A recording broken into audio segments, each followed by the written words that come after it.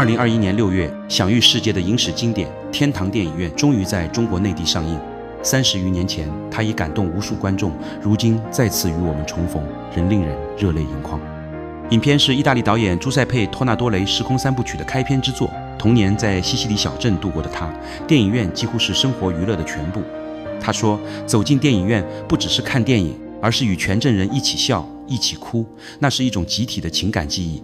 天堂电影院像是一封写给电影的情书。随着电视的普及，小镇电影院逐渐消失，那些并肩而坐、共享情感的日子一去不返。它动人的原因在于，影片诉说的正是每个人的童年、家乡与初恋，以及那些铭刻心底、至老难忘的记忆。不只看热闹，更要看门道。欢迎来到观影悟道。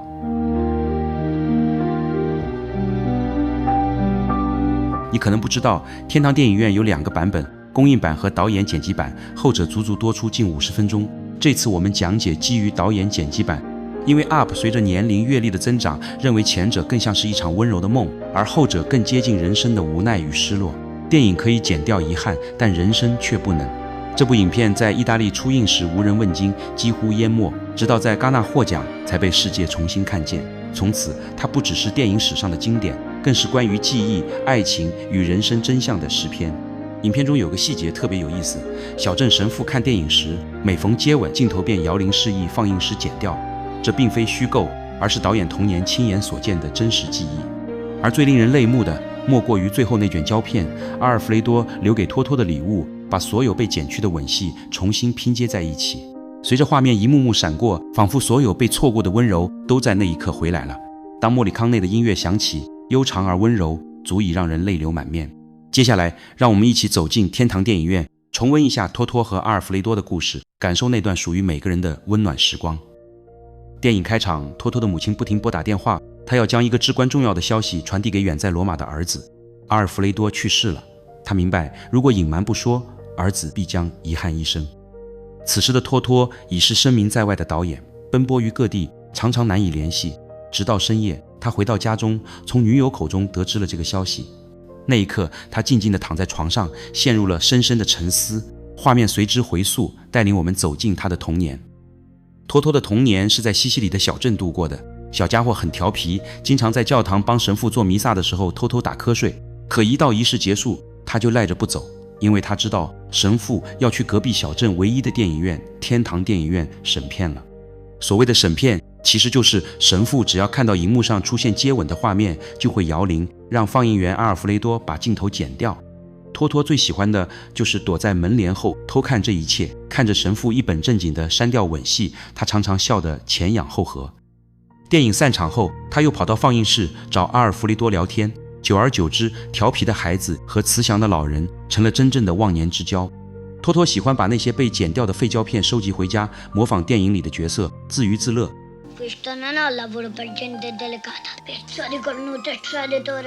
在学校里，他虽然有点调皮，但成绩并不差，至少比他那个学渣好朋友波奇亚要强多了。放学后，他和伙伴们还有镇上的大人们全都会挤进电影院，那是他们一天里最快乐的时光。此时，荧幕上出现的电影预告片是电影大师约翰·福特的《关山飞渡》。预告片结束后，插播了时事新闻。托托不感兴趣，回头看着放映室的狮子头像窗口，想象着狮子张嘴咆哮。新闻结束后，播放的正片是意大利导演卢奇诺·维斯康蒂的《大地在波动》与查理·卓别林主演的喜剧短片《击倒》。快乐的时光总是短暂的，电影结束后，托托却被母亲逮了个正着。原来用来买牛奶的钱，他全都偷偷拿去看电影了。被质问时，他谎称把钱弄丢了。可母亲心里清楚，丈夫在战场上生死未卜，家中一切全靠他一人撑起。如今儿子还学会撒谎，一股委屈和怒气瞬间涌上心头。于是他忍不住狠狠地打了托托一顿。这一幕恰好被路过的阿尔弗雷多看到，他立刻上前解围，与影院经理演了一出戏，自掏腰包帮托托圆了谎。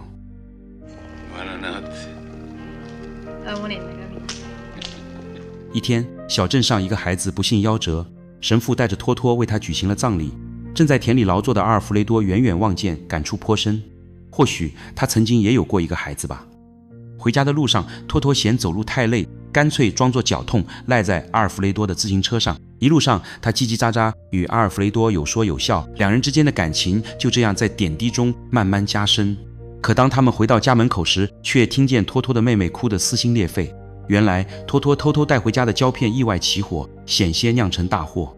母亲吓坏了，怒火更是一下子全涌了出来，边追打托托，边指责阿尔弗雷多，甚至要求他答应自己不再让孩子踏进放映室。面对一位绝望的母亲，阿尔弗雷多只能无奈地点头答应。电影院里又在放映，托托趁着间隙想混进放映室，被阿尔弗雷多拒绝了。古灵精怪的他看见阿尔弗雷多的夫人来送饭，脑子一转，借着帮忙送饭的理由，成功溜进了放映室。进门后，托托一反常态，没有再调皮，而是郑重地承认了自己的过错。他已经明白，胶片着火不仅危险，还差点害了家人。说完，他转身要走，可阿尔弗雷多却叫住了他。在昏暗的放映室里，老人难得沉下心，跟托托谈起自己一生的工作。他说，当放映师并不光鲜，工作也很乏味，不过能让整个小镇的人们在光影中一同欢笑与落泪，这便是他的意义。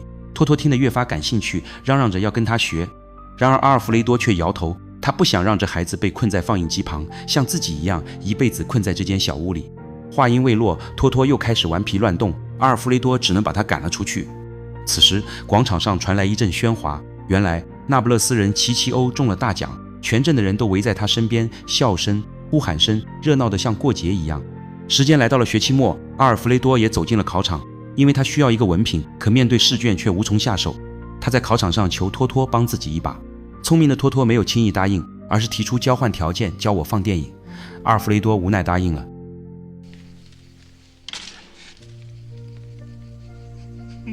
就这样，放映室里多了一个小小的学徒，一老一少的缘分真正开始。然而不久后，政府确认了托托父亲的死讯，母亲带着他穿过战场的断壁残垣，泣不成声。可少年托托的目光却被一张乱世佳人的电影海报牢牢吸引，电影成为他治愈悲伤、逃离现实的唯一方式。没过多久，天堂电影院又恢复了往日的喧嚣。这里人间百态，有人专门跑来补觉，有情侣因恐怖片而牵起双手，也有有钱人坐在楼上居高临下的朝楼下吐口水。观众们常常赖着不走，嚷着要看第二场，直到影院经理把他们赶到广场上。然而这时，电影中浪漫一刻来了，阿尔弗雷多调动反光片，让荧幕的光影越过剧场，投射到广场对面的墙壁上。随着莫里康内的旋律缓缓响起，整片人群欢呼雀跃，仿佛电影点亮了整个小镇。阿尔弗雷多让托托下楼去，与人群一同欢笑，自己却孤身站在放映室，凝视着下方的喧闹。那一刻，他明白，虽然这一生平凡寂寥，但至少他的电影给予了所有人光与希望。然而命运总在最温柔的时候骤然翻转，放映机因过热燃烧，火焰瞬间吞没了放映室。阿尔弗雷多拼命扑救，却被火焰灼伤双眼，昏迷了过去。大家四处逃散，现场混乱不堪，唯有托托逆流而上，冲进放映室，将昏迷的阿尔弗雷多一点点拖出火海。就这样，天堂电影院在一场突如其来的大火中化为灰烬。焦黑的废墟前，人们神情凝重，神父更是愁眉不展，哪里有钱重建这座电影院啊？就在此时，中了大奖的七七欧出场了。他一掷千金，买下电影院，添置全新的设备，装修得焕然一新。有钱就是任性。阿尔弗雷多因失明无法再任职，七七欧便托关系让年幼的托托顶替他的岗位。就这样，天堂电影院又重新开业了，大家又可以欢声笑语，齐聚一堂。不同的是，新老板七七欧才不在乎什么风化问题，电影里的接吻场面第一次完整保留在荧幕上。几十年来，小镇观众终于看见了荧幕上的热吻，全场轰然欢呼，甚至喊出奇奇欧万岁，气得神父当场离去。穿上定制小西装的托托，样子倒也像模像样，但他的眼神时常望向一旁那张空椅子，阿尔弗雷多曾经的座位。纵然掌声欢呼环绕，他心里却有点落寞。直到阿尔弗雷多再次出现，老人摸索着走进放映室，托托立刻笑逐颜开，扑到他怀里，兴奋地聊起工作。他说自己有了这份工作，就不太想再去上学了。而阿尔弗雷多却神情坚定地劝诫他，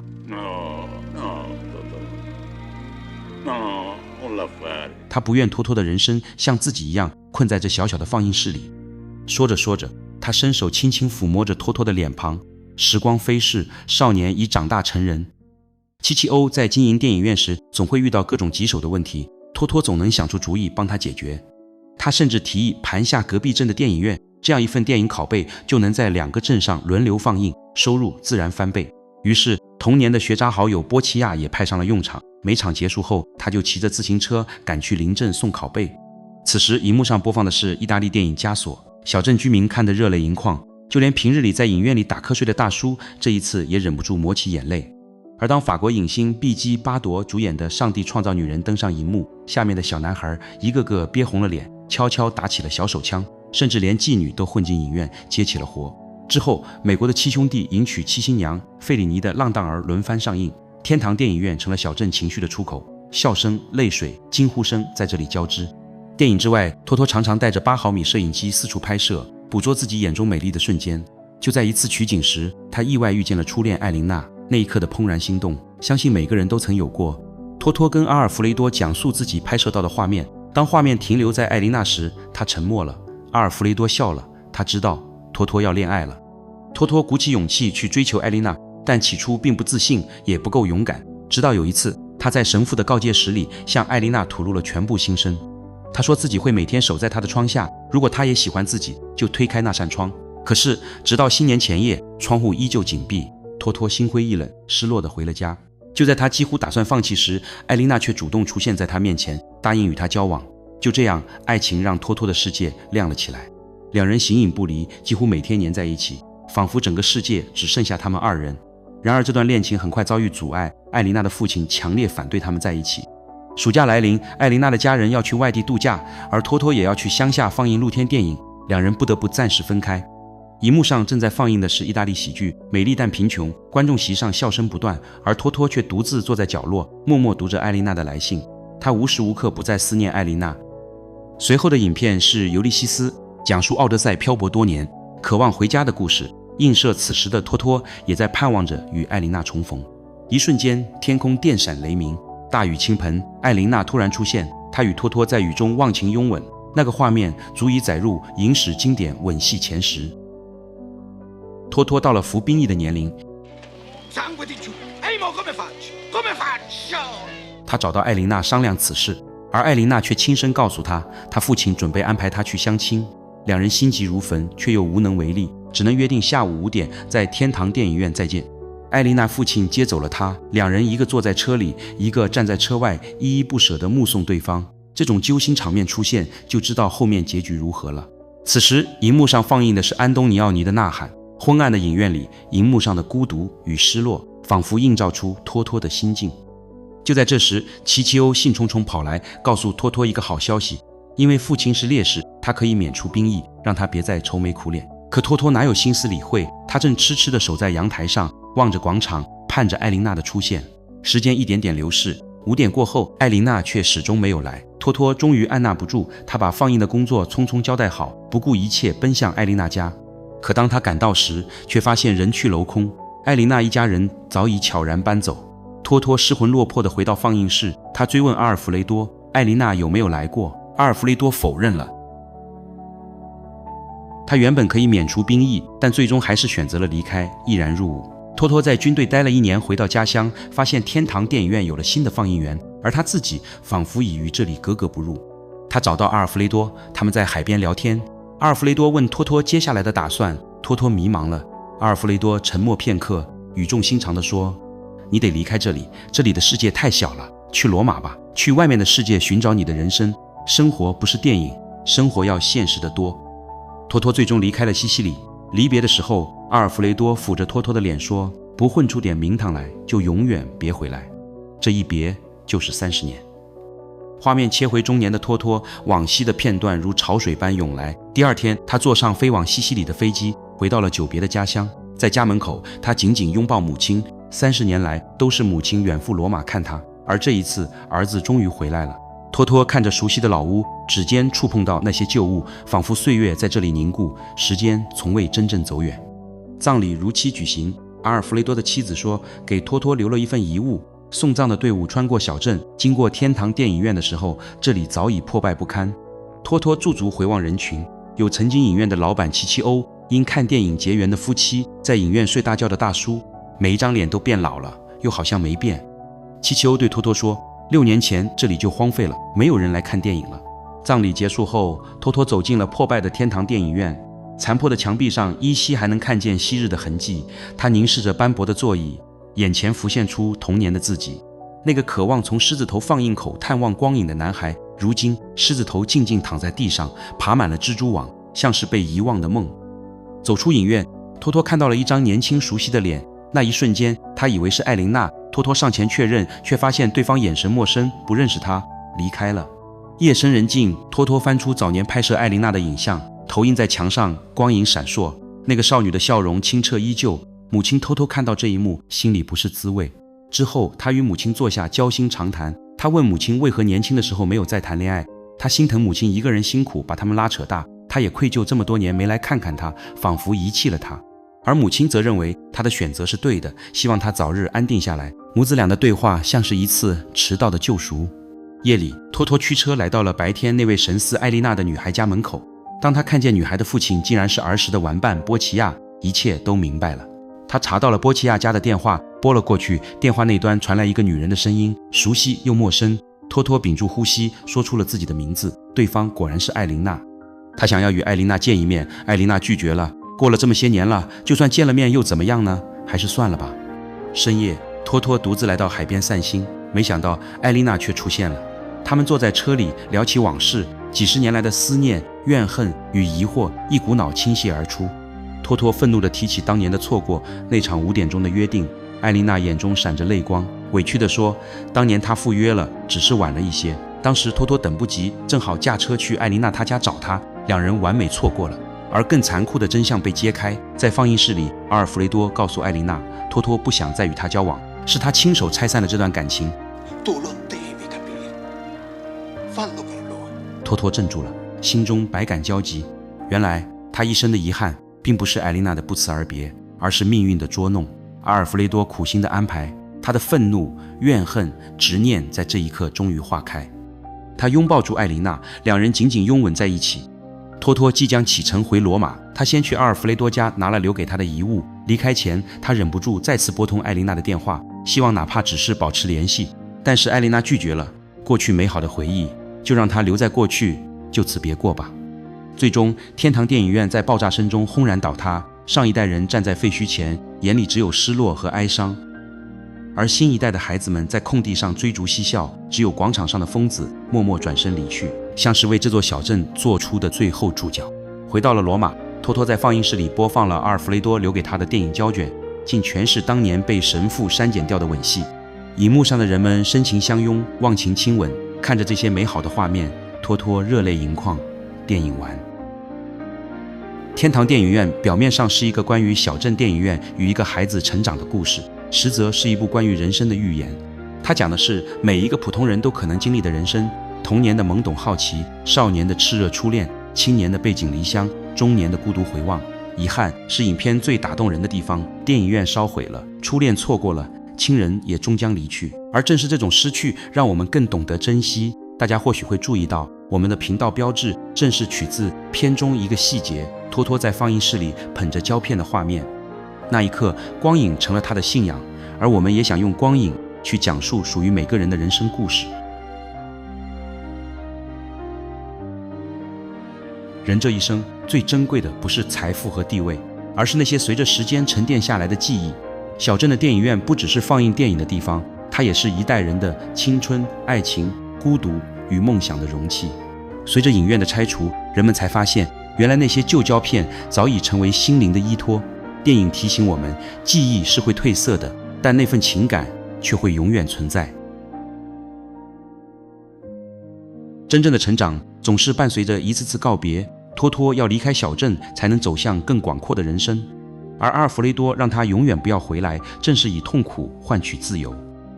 成长的代价是你必须背弃熟悉的温暖，去承受远方的孤独。人生中最难的不是出发，而是舍得放下。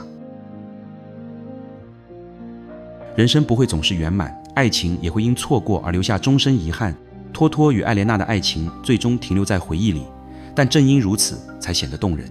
遗憾是生命里最残酷却也最美丽的诗句，它让我们明白，爱不一定要占有，有时候爱就是记得。电影不只是娱乐，它是人生的镜子。荧幕上的光影承载了人们的悲欢离合，电影院里有笑声，也有泪水，有初恋的心动，也有葬礼的告别。阿尔弗雷多留下的胶片剪辑是送给托托，也是送给所有观众的礼物。人生短暂，而电影让我们在黑暗中共享一段光明。本期天堂电影院解说完毕，欢迎评论、点赞、转发，你的支持是我们持续努力的动力。